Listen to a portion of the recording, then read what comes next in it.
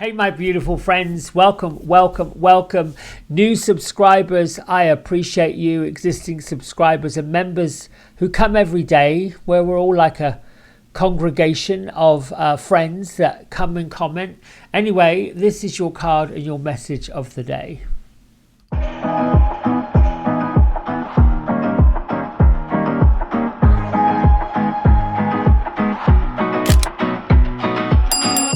All right, my friends, so we're using Angels and Auras Oracle deck by Radley Valentine and Dougal Fraser with illustrations by Brooke Stefanelli. Incidentally, our number for the day is actually 11. It does reduce down to a 2 in numerology, but sometimes I like to use the power of the number 11 to point out the spiritual sensitivity of that number. It is actually the number 2 amplified, but it's about being psychic and being kind of in that mesmerizing understanding where we're learning more about our non-physical friends in different realms. Amplify your magical thoughts today and work on what you want to manifest and what you want to remove. I particularly look at how you can break free of any false illusions, any thoughts that come up that you feel like this is not serving me anymore. And that can include the opinions and thoughts and feelings of other people. It works with the 8 of Swords or the 8 of Air, depending on what kind of tarot you use, whether it's traditional, whether it's one of the modern decks. I personally like Radley's, but there you go, I'm biased. Anyway, my isms today: I draw upon the cosmic light of heaven and let it shine throughout my being, and so it is, it always does. I remind myself on a daily basis that this is what I'm about, and then I begin each day with a grateful heart. Grateful my feet are on the floor, grateful my eyes are open, grateful that I get to turn the page and write a new chapter for today based on what these guides, angels, spirit world wants me to know.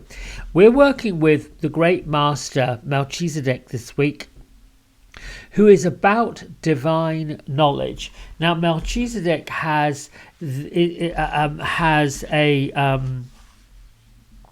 basically a spiritual group out there called the Order of Melchizedek. It's like a divine order of light beings and angels and masters, Archangel Michael and Jesus, Kuan Yin. All of the spiritual masters came from and are part of this order. These beings are keepers of the Christ light, or Christian faith, if you will. So his influence this whole week is to encourage us to dive a little bit deeper into spiritual studies. Anything that's going to support our path and anything that's going to support the skills that we've got going on. Because it's really a good opportunity. You may want to get out there as a spiritual leader, or perhaps lead a meditation group, or anything to do with the spiritual realm of which we're on the leading edge. And so his influence here is basically committing to a higher learning. And when we do this, we do it together, the universe presents us with opportunities to take us a bit deeper, a bit further, so we can fulfill whatever purpose we believe we're here to do. And I think we're here to do a lot. Well, this says, open your heart to love. Okay, I will do that, Daddy.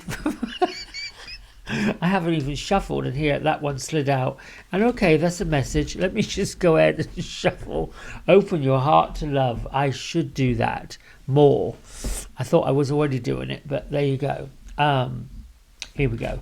How many times do we shuffle? 4 times. Well, that's 1. Okay. 2, 3, 4. Now, top card. Okay. Here we go. Oh, Raziel and Rainbow. So Raziel, as we know, is the one that brings us the spiritual gifts. So yeah, no it's kind. I mean, I feel like the message today is a bit of a no-brainer. I mean, this one's talking about divine order, higher learning, committing to our visions, whatever that looks like. I also feel like it's a breaking free. It's a breaking free and breaking away from the things that we felt like might have held us back.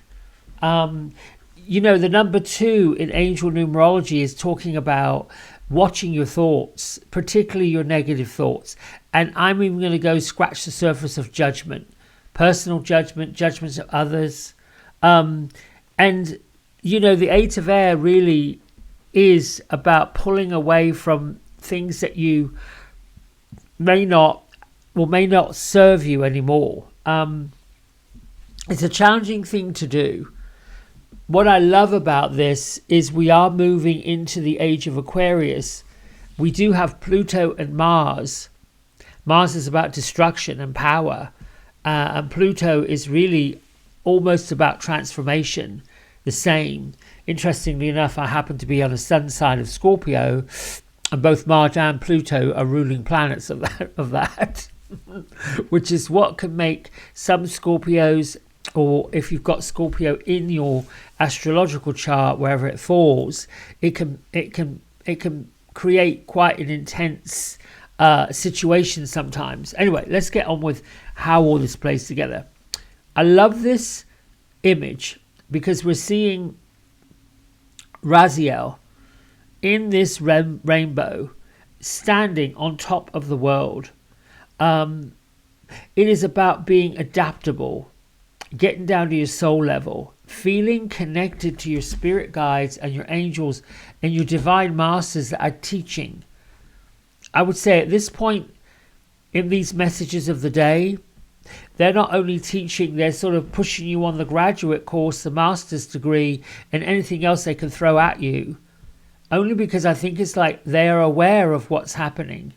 They're aware of how there's physical, cultural, and changes that are coming. This is about lightening up, being adaptable. Whether you choose to walk around in those rainbow colors, really, seriously, put them all on, line up your chakras, work out. Here's what I love about this. You can even go into chakra balancing if that's what you want to do. You can even, I mean, look at how a rainbow gets created after a thunderstorm or a rainstorm. The sun comes out, and then it's reminding us that all these different colors bring us joy. Every time anyone sees a rainbow or a double rainbow, it brings people joy. It lifts them up. This is what this is about.